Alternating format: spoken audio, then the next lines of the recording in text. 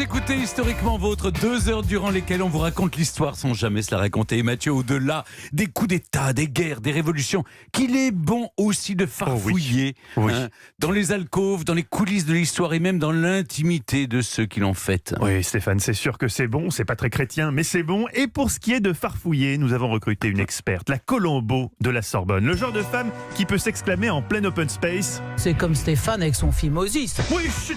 Bonjour Clémentine Portier-Kaltenbach. C'est pas de phimosis, Non, pas du tout. Non, mais c'est vous qui adorez parler de celui de Louis XVI. Non, mais écoutez, C'est votre messieurs, passion. on se calme. Moi, je vous propose d'élever le niveau spirituel de cette émission en évoquant Raspoutine, homme du peuple, pèlerin mystique et guérisseur. Alors, quand on y regarde bien, il a quand même un passé et une jeunesse un peu inquiétant. Surtout, il semble avoir toujours été un peu exalté et masochiste sur les bords.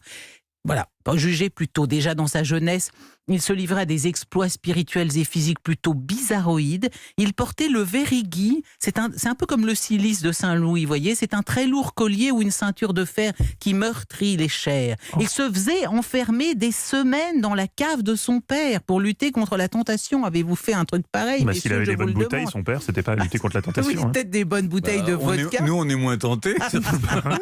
Et alors, devenu adulte, il séjourne plusieurs mois au monastère de Vercouturier, tenu par la mystérieuse secte des Clistis, adeptes de l'autoflagellation et de la transe, mais pas que. C'est déjà pas mal. Parce que la secte des Clistis, Clistis étant le mot russe pour fouet en français, on les appelle les flagellants en français, elle est taillée sur mesure pour un gaillard comme Raspoutine, parce que les Clistis considère la débauche comme une sorte d'étape purificatrice sur le chemin de la rédemption. C'est pas con ça. Il faut d'abord fouter avant de pouvoir faire... Mais sinon, c'est pas qu'on parle finalement. À grand péché, grande rédemption. Il faut défier le péché et vaincre la chair. Alors d'où une pratique débridée évidemment de la fornication collective. Car c'est au cours de ces séances de réjouissance que le Saint-Esprit descend sur les adeptes. Leur sueur se mêle à celle du Christ. Les Clistis appellent ça la bière spirituelle.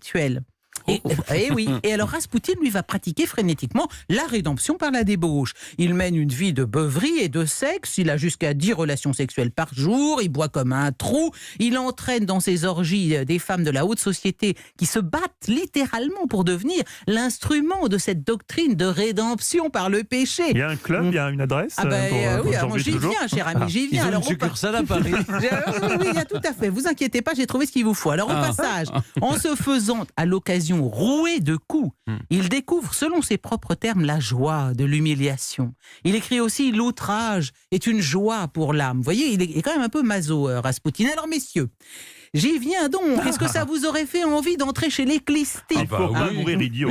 Il faut essayer. Avec la bière spirituelle.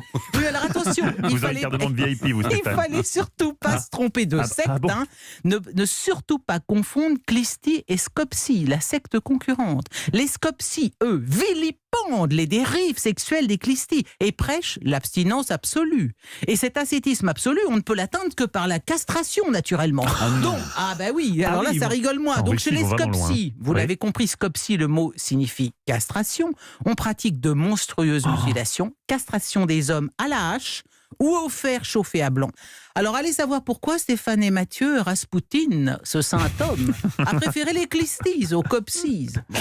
En tout cas, Mathieu, si d'aventure vous passez par Saint-Pétersbourg, où est mort Raspoutine, allez prendre un peu d'eau à l'endroit même de la Neva où son corps fut découvert au lendemain de son assassinat, le 17 décembre 1916. Il paraît que l'on peut ainsi recueillir un peu de son pouvoir mystérieux.